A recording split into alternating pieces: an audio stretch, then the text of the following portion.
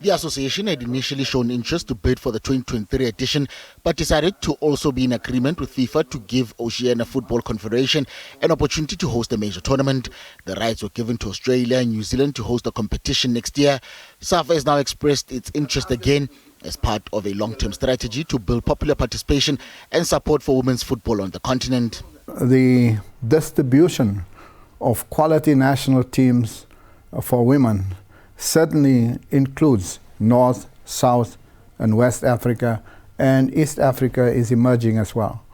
So I think that by the time the World Cup comes around, there will be many African countries that will seriously challenge to produce at least the finalists, and if not win the World Cup on the African continent.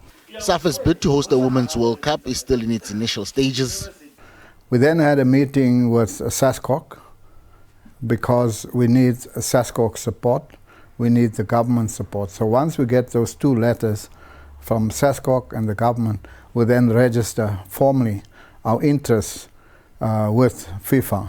The decision to bid comes at a time when it seems South Africans no longer take interest in their national teams.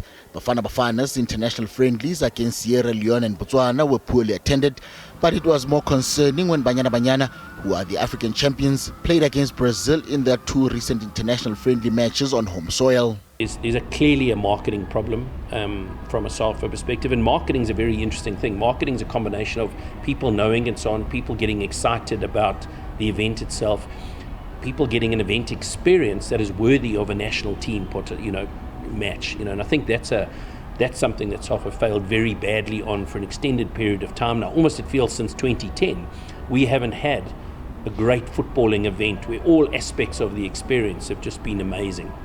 Although marketing is one aspect of the problem, the performances also contribute to low turnout. We have to do a lot, of course. Part of it is that we have to do a lot to get Bafana's performance to a higher level. But part of it is we must give more exposure to our own players.